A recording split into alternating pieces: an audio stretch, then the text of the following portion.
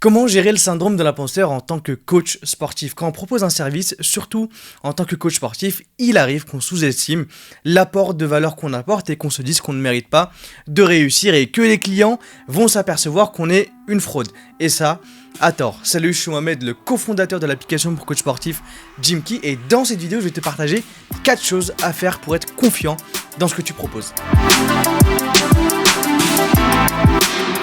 Avant de commencer cette vidéo, je t'invite évidemment à t'abonner à la chaîne YouTube Gymkey pour ne manquer aucune de nos prochaines vidéos qui sont là pour t'aider à développer ton activité. Ça ne te prendra que quelques secondes et ça nous permettra de nous développer sereinement et de développer cette chaîne pour toujours te proposer du meilleur contenu. Maintenant que c'est dit, on va pouvoir attaquer nos 4 points pour se débarrasser du syndrome de l'imposteur en tant que coach sportif.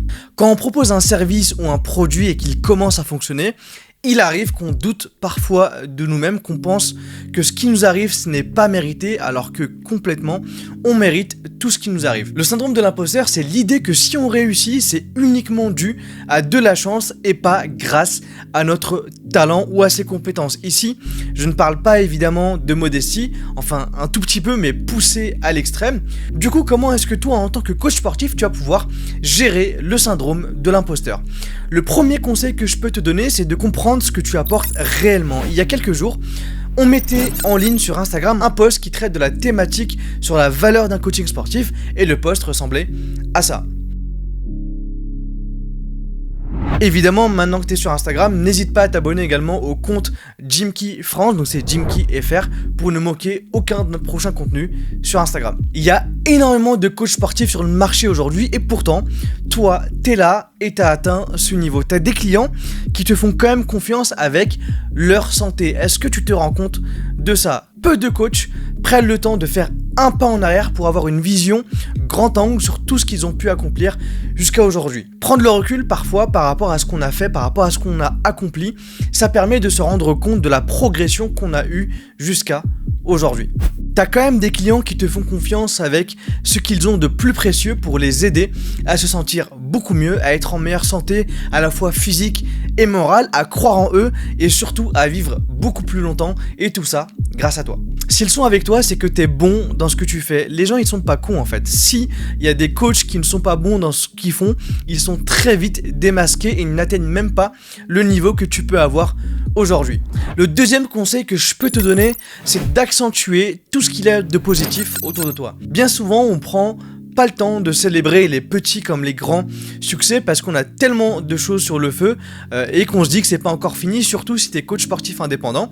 Célébrer, c'est accentuer un événement positif qui vient de t'arriver. Dès qu'il t'arrive quelque chose de positif dans ta vie, que ce soit perso ou pro, n'hésite pas à accentuer sur cet événement. Ça peut être quand un de tes clients atteint ses objectifs, quand tu viens de vendre plus de programmes ou quand tu viens de passer un chiffre d'affaires important. Prends le temps de célébrer ce que tu viens d'accomplir. Prends un peu de recul pour apprécier tout le travail que tu as fourni qui t'a mené vers ce succès.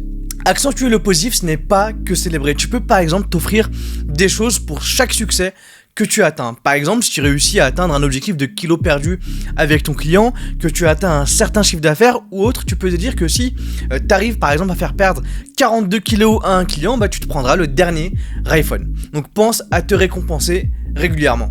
Quelquefois, il faut être égoïste et penser à soi-même parce qu'on a tendance à beaucoup s'oublier alors que c'est quand même nous qui fournissons le travail pour avoir ces résultats-là. La troisième chose que tu peux faire, c'est de mieux accepter les échecs. Lorsque tu penses que tu ne mérites pas ce que tu as aujourd'hui, c'est généralement après avoir subi un échec ou après avoir foiré quelque chose. Le truc, c'est que tout le monde échoue et même ceux que tu peux voir au top. Au lieu de t'auto-détruire après un échec en te répétant que tu es bon en rien et que tu ne mérites pas ce que tu as, prends le temps, encore une fois, de te mettre en pause pour prendre du recul. Qu'est-ce qui vient de t'arriver? Tu viens de échouer et alors c'est quoi l'impact? Est-ce que c'est la fin de tes jours, cette erreur? Est-ce que tu t'en remettras jamais?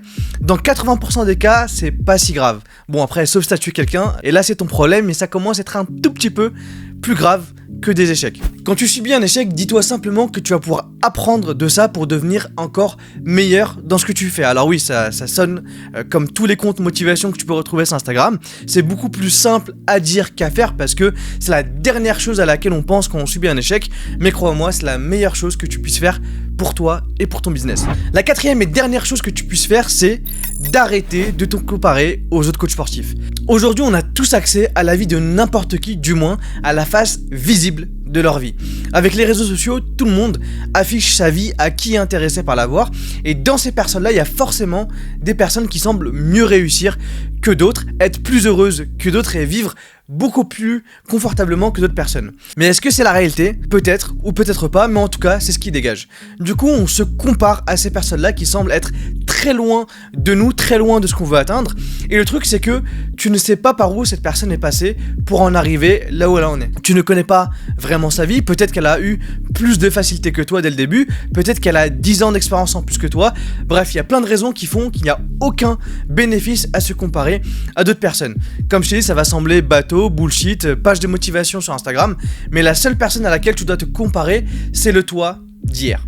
Ton seul objectif, c'est simplement d'être meilleur que la veille. Si c'est ça, c'est déjà très bien et tu progresses déjà à une vitesse incroyable.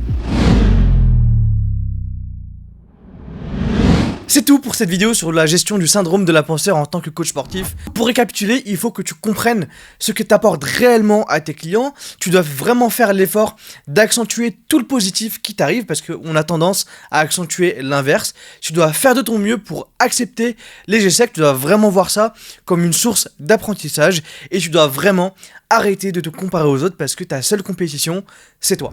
Mets en place ces 4 conseils qu'on t'a partagés aujourd'hui et tu verras ton business évoluer et tu auras beaucoup plus confiance en toi. Si tu as la moindre question, n'hésite pas à nous la poser en commentaire de cette vidéo sur YouTube ou bien sur Instagram. Et pour compléter cette vidéo, je t'invite à jeter un œil à 2 de nos vidéos sur la valeur des coachings sportifs, comment donner une valeur à ces coachings sportifs et surtout comment augmenter la valeur de ces coachings en tant que coach sportif. Tu retrouveras les liens vers les vidéos dans la description.